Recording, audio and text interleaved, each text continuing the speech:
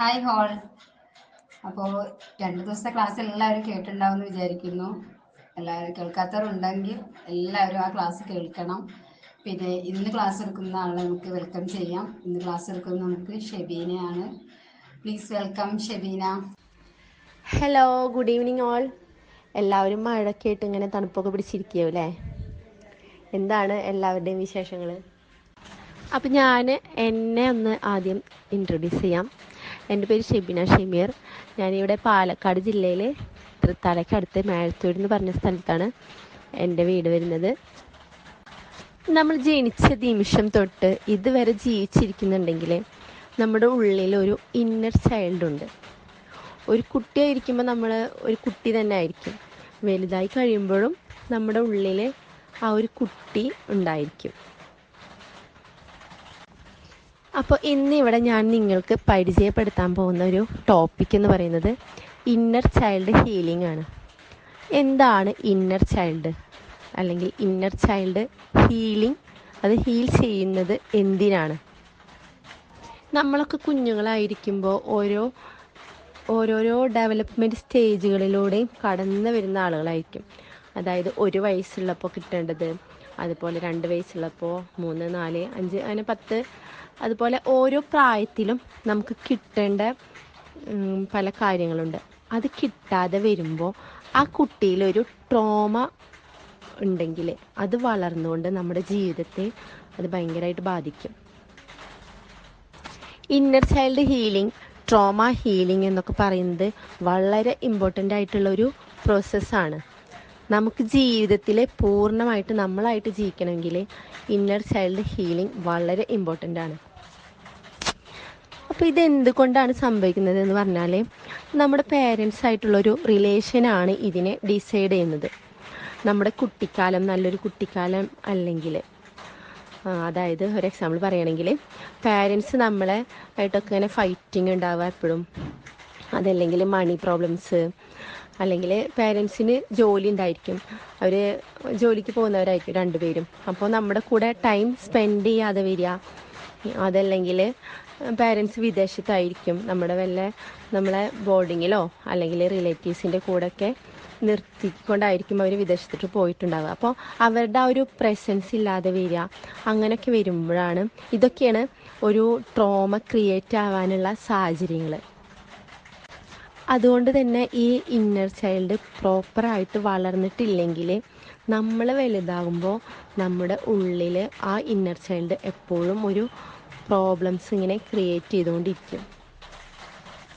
ഒരു എക്സാമ്പിൾ പറയുകയാണെങ്കിൽ, നമ്മുടെ ഒരു ചെറിയ പ്രായത്തിൽ ഒരു 2 or 4 വയസ്സുള്ള ടൈമിൽ നമുക്കൊരു കളിപ്പാട്ടം കാണുമ്പോൾ അത് വേണം എന്നൊരു ആഗ്രഹം നമ്മളെ ഉള്ളിലുണ്ടെങ്കിൽ നമ്മളത് നമ്മുടെ അച്ഛൻ്റെ അടുത്ത് പറയണം. അപ്പോൾ അച്ഛൻ നമ്മുടെ അടുത്ത് പറയും, ഞാൻ അത് വരുമ്പോൾ വാങ്ങിച്ചുകൊണ്ട് വരാം. അപ്പം നമ്മളത് ആഗ്രഹിച്ചിരിക്കും.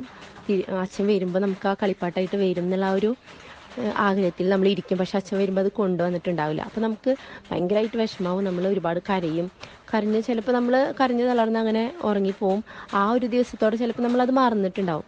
പക്ഷെ കുറേ വർഷങ്ങൾക്ക് ശേഷം നമ്മൾ വളർന്ന് വലുതായി കഴിയുമ്പോൾ നമ്മൾ നമ്മുടെ ആ ഒരു ചൈൽഡ്ഹുഡിലേക്ക് ഒന്ന് തിരിഞ്ഞു നോക്കുന്ന ടൈമിൽ നമുക്ക് ആ ഒരു സംഭവം നമ്മുടെ മനസ്സിൽ ഭയങ്കര വേദനയായിട്ട് അവിടെ കിടക്കുന്നുണ്ടാവും. നമ്മൾ ആ ജീവിതത്തിലേക്ക് തിരിഞ്ഞു നോക്കുമ്പോൾ ചിലപ്പോൾ അത് നമ്മുടെ മനസ്സിലൊരു വേദനയായിട്ട് കിടക്കുന്നുണ്ടാവും. ഇങ്ങനെയുള്ള ഈ ഒരു ഇന്നർ ചൈൽഡിനെ അഡ്രസ്സ് ചെയ്ത് നമ്മൾ അതിനെ ഹീൽ ചെയ്താൽ ആ ഒരു വിഷമത്തിൽ നിന്ന് നമുക്ക് മാറി വരാൻ പറ്റും. അപ്പം ഇങ്ങനെ പലരുടെ മനസ്സിലും പലതരത്തിലുള്ള ഒരു ഇന്നർ ചൈൽഡ് പലരുടെ ഉള്ളിലും ഉണ്ടായിരിക്കും. അപ്പോൾ നമ്മുടെ ഉള്ളിലുള്ള ആ ഒരു ചെറിയ കുട്ടിക്ക് ഇഷ്ടപ്പെടാത്ത കാര്യങ്ങളാണ് നമുക്കിപ്പോഴും അതിനെക്കുറിച്ച് ചിന്തിക്കുമ്പോൾ അല്ലെങ്കിൽ അങ്ങോട്ട് തിരിഞ്ഞു നോക്കുമ്പോൾ വേദന ഉണ്ടാക്കുന്നത്. നമുക്ക് കിട്ടിയ സ്നേഹം കയ്യിൽ നിന്ന് പോകുമ്പോൾ ഒരു സെക്യൂരിറ്റി ഫീൽ ചെയ്യാത്ത ആൾക്കാർക്ക് വലുതായാലും ആ ഒരു ഇൻസെക്യൂർ ഫീൽ എപ്പോഴും ഉണ്ടാകും. അവർ പിന്നെ ഉണ്ടാക്കുന്ന റിലേഷൻഷിപ്പ് ആവട്ടെ, ഫ്രണ്ട്ഷിപ്പ് ആവട്ടെ, എല്ലാത്തിനും അവർക്ക് ആ ഒരു റിഫ്ലക്ഷൻസ് വരാൻ ചാൻസസ് കൂടുതലാണ്. ഒരു എക്സാമ്പിൾ പറയുകയാണെങ്കിൽ, ചെറുപ്പത്തിൽ നിഗ്ലക്റ്റ് ചെയ്ത് നിങ്ങളെങ്ങനെയെങ്കിലും ഒക്കെ ജീവിച്ച് പൊക്കോ, അങ്ങനെയൊക്കെ ജീവിച്ചാൽ മതി, ഇങ്ങനെയൊക്കെ അങ്ങോട്ട് ജീവിച്ച് പോയിക്കോട്ടെ എന്നുള്ള രീതിയിൽ നിഗ്ലക്റ്റ് ചെയ്തിട്ടുണ്ടെങ്കിൽ, അല്ലെങ്കിൽ ഇൻകൺസിസ്റ്റൻ്റ് ബിഹേവിയർ, ചിലപ്പോൾ പാരൻ്റ് ഉണ്ട്, അല്ലെങ്കിൽ ചിലപ്പോൾ പാരൻ്റ് ഇല്ല, അതല്ലെങ്കിൽ അബ്യൂസ് ബിഹേവിയർ, ഇതൊക്കെ അനുഭവിച്ച ആളാണെങ്കിൽ ഫ്യൂച്ചറിൽ, അതായത് അഡൾട്ടായ സമയത്ത് അബാൻഡൻമെൻറ്റ് ഇഷ്യൂസ് ഉണ്ടാകാൻ സാധ്യതയുണ്ട്. അതായത് എന്നെ ഇവർ ഇട്ടിട്ട് പോകും എന്നുള്ളൊരു കോൺസെപ്റ്റോട് കൂടിയായിരിക്കും നിങ്ങൾ ഓരോ റിലേഷൻഷിപ്പിനെയും അപ്രോച്ച് ചെയ്യുന്നത്. ഒരു 100% കോൺഫിഡൻറ്റ് നിങ്ങൾക്കൊരു റിലേഷൻഷിപ്പിൽ ഉണ്ടാവാൻ സാധ്യത കുറവാണ്. ഇങ്ങനെയുള്ളൊരു തോട്ട്സ് ഉള്ളപ്പോൾ നമുക്ക് ചെറിയ ചെറിയ കാര്യങ്ങൾക്ക് പോലും നമ്മൾ പാനിക് ആവാൻ തുടങ്ങും. അതായത് ആ ഒരു വ്യക്തി നമ്മളോട് പറഞ്ഞിട്ടുണ്ടാവും, ഞാൻ കുറച്ച് ബിസിയാണ്, അതുകൊണ്ട് എനിക്കൊരു 4 മണിക്ക് ശേഷം കോണ്ടാക്റ്റ് ചെയ്താൽ മതി, ഞാൻ അപ്പോഴേ ഫ്രീ ആവുള്ളൂ എന്നൊക്കെ നമ്മുടെ അടുത്ത് പറഞ്ഞിട്ടുണ്ടാവും. എന്നാൽ പോലും നമുക്ക് നമ്മുടെ ഉള്ളിലൊരു വെപ്രാളായിരിക്കും. നമ്മൾ ഇടയ്ക്കിടയ്ക്ക് ഫോൺ എടുത്ത് ഇങ്ങനെ നോക്കും. വിളിക്കണ്ടെന്ന് പറഞ്ഞിട്ടുണ്ടെങ്കിൽ പോലും നമ്മൾ വിളിക്കാൻ ശ്രമിക്കും. അതിൻ്റെ റീസണൊക്കെ നമുക്കറിയാം. ആൾ ബിസിയാണെന്ന് പറഞ്ഞിട്ടുണ്ട്, അങ്ങനെ റീസണൊക്കെ നമുക്ക് അറിയാമായിരിക്കും. എങ്കിൽ പോലും നമ്മൾ വെറുതെ നെഗറ്റീവായിട്ട് ഇങ്ങനെ ചിന്തിച്ചുകൊണ്ടിരിക്കും. എന്നെ ഇഷ്ടമില്ലാണ്ടായിരിക്കുമോ, അല്ലെങ്കിൽ മനഃപൂർവ്വം എന്നെ അവോയ്ഡ് ചെയ്യുമായിരിക്കുമോ എന്നൊക്കെ നമ്മളിങ്ങനെ ചിന്തിച്ചുകൊണ്ടിരിക്കും. അത് അവരിട്ടിട്ട് പോകുമെന്നൊരു ബേസിസ് നമ്മുടെ ഉള്ളിലുള്ളതുകൊണ്ടാണ്. ആ ഒരു ബേസിസിലായിരിക്കും നമ്മൾ ഓപ്പറേറ്റ് ചെയ്യുക. അത് നമ്മുടെ ഓപ്പറേറ്റിംഗ് സിസ്റ്റത്തിൻ്റെ ഒരു പ്രശ്നമാണ്. അപ്പോൾ ചിലരുടെ ലൈഫിൽ ഹീലിംഗ് ആയിട്ടുള്ള ആൾക്കാർ വന്ന് ചേരുക, അല്ലെങ്കിൽ ഓരോ സിറ്റുവേഷനിൽ നിന്ന് അവർ ഇതിനെക്കുറിച്ചിട്ടൊക്കെ പഠിച്ചിട്ട് അവർക്കൊരു ഹീലിംഗ് കിട്ടിയിട്ടുണ്ടാവും. അപ്പോൾ ഈ ഇന്നർ ചൈൽഡ് ഹീല് ചെയ്യാനുള്ള ഒരു ചെറിയൊരു ടെക്നിക്ക് ഞാൻ പറഞ്ഞുതരാം. നമുക്ക് തന്നെ നമ്മുടെ ആ ഒരു ഇന്നർ ചൈൽഡിനെ ഹീൽ ചെയ്യാൻ ആയിട്ട് പറ്റുന്ന ഒരു ചെറിയൊരു ടെക്നിക്ക് ഞാൻ പറഞ്ഞുതരാം. അതായത് നമ്മൾ കാമായിട്ടൊരു സ്ഥലത്ത് ഇങ്ങനെ ഇരിക്കണം, എന്നിട്ട് നന്നായി ബ്രീത്തിങ് ചെയ്യാം. നന്നായി ബ്രീത്തിങ് ചെയ്ത് നന്നായി റിലാക്സ് ആവണം. അതിനുശേഷം നമ്മളുടെ ആ ഒരു ചൈൽഡ്ഹുഡിലേക്കൊന്ന് നമ്മൾ ശ്രദ്ധ കൊണ്ടുപോവുക. അതിൽ നമ്മൾക്ക് ഹേർട്ടായിട്ടുള്ള ആ ഒരു ചെറിയ കുട്ടിയായിരിക്കുമ്പോൾ ആ ഒരു പ്രായം ഉണ്ടല്ലോ, ചിലപ്പോൾ 7-8 വയസ്സ് അല്ലെങ്കിൽ 10 വയസ്സ്, ഏത് പ്രായത്തിലാണോ നമ്മൾക്ക് ഹേർട്ടായിട്ടുള്ളത് ആ ഒരു പ്രായത്തിലുള്ള ആ ഒരു കുട്ടീനെ നമ്മൾ സങ്കല്പിക്കുക. ആ ഒരു കുട്ടി അവിടെ ഇരിക്കുന്നു, അന്നത്തെ അതേ സെയിം ഡ്രസ്സ്, സെയിം പ്ലേസ്, അവിടെ ഒരു സ്ഥലത്ത് ഇങ്ങനെ ഇരിക്കുകയാണ്. ആ കുട്ടി ഇങ്ങനെ ഇരിക്കുകയാണ്. അതായത് അഡൾട്ടായി നമ്മൾ ഇരുന്നിട്ട് ചിന്തിക്കുകയാണ് നമ്മളുടെ ആ ഒരു ചെറിയ പ്രായം. അപ്പോൾ നമ്മൾ ഫോട്ടോസ് അല്ലെങ്കിൽ അങ്ങനെയുള്ളതൊക്കെ കണ്ടിട്ട് നമുക്ക് നമ്മുടെ ആ ഒരു രൂപം നമുക്ക് ഓർമ്മയിലുണ്ടാവുമല്ലോ, നമ്മളുടെ ആ ചെറിയ പ്രായത്തിലുള്ള ആ ഒരു രൂപം. അപ്പോൾ ആ ഒരു കുട്ടി ആ ഒരു പ്രായത്തിൽ, ആ കുട്ടി ഏത് പ്രായത്തിലാണ് നമുക്ക് ഹേർട്ടായുള്ളത് ആ ഒരു പ്രായത്തിലുള്ള ആ കുട്ടി ഇങ്ങനെ ഇരിക്കുകയാണ്, അതേ സെയിം ഡ്രസ്സ്, അങ്ങനെ ഇരുന്ന് ആ കുട്ടി ഇങ്ങനെ കരയുന്നുണ്ട്. അപ്പോൾ ഈ അഡൾട്ടായ നമ്മൾ മെല്ലെ ആ കുട്ടിയുടെ അടുത്തേക്ക് ചെല്ലുന്നു. അവിടെ ചെന്നിട്ട് ആ കുട്ടിയുടെ അടുത്ത് നമ്മളിങ്ങനെ, ഇത് നമ്മൾ വിഷ്വലൈസ് ചെയ്യണം കേട്ടോ. നമ്മൾ ആ കുട്ടി ഇരുന്ന് കരയുന്നു. അപ്പോൾ നമ്മൾ ഈ അഡൾട്ടായ നമ്മളുടെ ആ ഒരു ബേബിയായ നമ്മുടെ അടുത്തേക്ക് നമ്മൾ ചെല്ലുന്നു. ചെന്നിട്ട് നമ്മൾ കണ്ണീരൊക്കെ തുടച്ചു കൊടുത്ത്, സാരില്ല കേട്ടോ മോളെ, വിഷമിക്കണ്ട, അല്ലെങ്കിൽ സാരില്ല മോനെ നീ വിഷമിക്കണ്ട, നമുക്ക് അതിന് പരിഹാരം കാണാം, അങ്ങനെ ആ കുട്ടീനെ നമ്മൾ കൂളാക്കണം.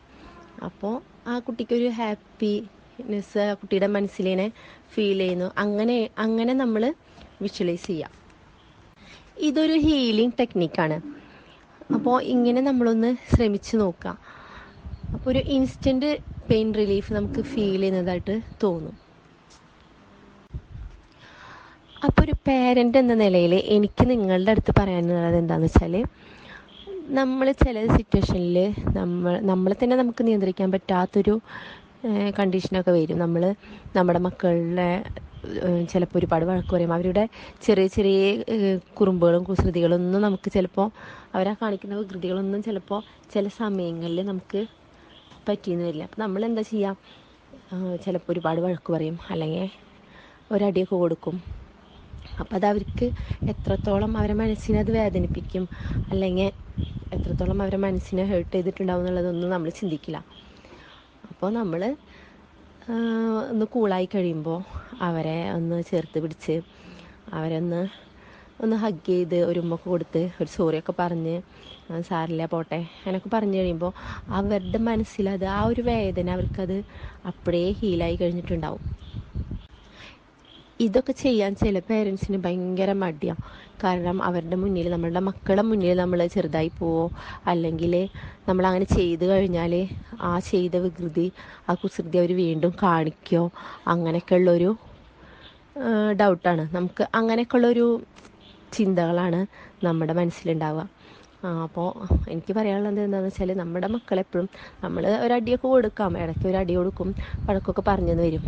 നമ്മൾ കുറച്ച് കഴിയുമ്പോൾ അവരൊന്ന് ചേർത്ത് പിടിച്ച് അവരോടൊരു സോറിയൊക്കെ പറഞ്ഞ്, അപ്പോൾ എപ്പോഴും നമ്മൾ നമ്മുടെ മക്കളങ്ങനെ ചേർത്ത് പിടിച്ചുകൊണ്ട് അവരുടെ വിഷമങ്ങളും കാര്യങ്ങളൊക്കെ നമ്മൾ കണ്ടറിഞ്ഞ് ചോദിച്ചറിഞ്ഞ് അതൊക്കെ ഇങ്ങനെ ഹീൽ ചെയ്തുകൊണ്ട് നമ്മളിങ്ങനെ അവർ ചേർത്ത് പിടിച്ച് മുന്നോട്ട് പോവുക. അതാണ് എനിക്ക് പറയാനുള്ളത്. ഇതൊക്കെ ചെയ്യാൻ ചില പേരൻസിന് ഭയങ്കര മടിയാണ്. കാരണം അവരുടെ മുന്നിൽ, നമ്മളുടെ മക്കളുടെ മുന്നിൽ നമ്മൾ ചെറുതായി പോവോ, അല്ലെങ്കിൽ നമ്മളങ്ങനെ ചെയ്ത് കഴിഞ്ഞാൽ ആ ചെയ്ത വികൃതി, ആ കുസൃതി അവർ വീണ്ടും കാണിക്കുമോ, അങ്ങനെയൊക്കെയുള്ളൊരു ഡൗട്ടാണ് നമുക്ക്. അങ്ങനെയൊക്കെയുള്ളൊരു ചിന്തകളാണ് നമ്മുടെ മനസ്സിലുണ്ടാവുക. അപ്പോൾ എനിക്ക് പറയാനുള്ളത് എന്താണെന്ന് വെച്ചാൽ, നമ്മുടെ മക്കളെപ്പോഴും നമ്മൾ ഒരടിയൊക്കെ കൊടുക്കാം, ഇടയ്ക്ക് ഒരു അടി കൊടുക്കും, വഴക്കൊക്കെ പറഞ്ഞെന്ന് വരും. നമ്മൾ കുറച്ച് കഴിയുമ്പോൾ അവരൊന്ന് ചേർത്ത് പിടിച്ച് അവരോടൊരു സോറിയൊക്കെ പറഞ്ഞ്, അപ്പോൾ എപ്പോഴും നമ്മൾ നമ്മുടെ മക്കളങ്ങനെ ചേർത്ത് പിടിച്ചുകൊണ്ട് അവരുടെ വിഷമങ്ങളും കാര്യങ്ങളൊക്കെ നമ്മൾ കണ്ടറിഞ്ഞ് ചോദിച്ചറിഞ്ഞ് അതൊക്കെ ഇങ്ങനെ ഹീൽ ചെയ്തുകൊണ്ട് നമ്മളിങ്ങനെ അവർ ചേർത്ത് പിടിച്ച് മുന്നോട്ട് പോവുക. അതാണ് എനിക്ക് പറയാനുള്ളത്. അപ്പോൾ എൻ്റെ ഫസ്റ്റത്തെ ക്ലാസ്സാണിത്. ഞാൻ ആദ്യമായിട്ടാണ് ക്ലാസ് എടുക്കുന്നത്. ഇതുവരെ ഞാൻ ക്ലാസ് ഒന്നും എടുത്തിട്ടില്ല. അപ്പോൾ അതിൻ്റെ പോരായ്മകളൊക്കെ ഉണ്ടാവും. എന്നാലും നിങ്ങൾക്കെല്ലാവർക്കും എൻ്റെ ക്ലാസ് മനസ്സിലായി കാണുമെന്ന് ഞാൻ വിചാരിക്കുന്നു. So heal yourself first, then heal the world. Thank U.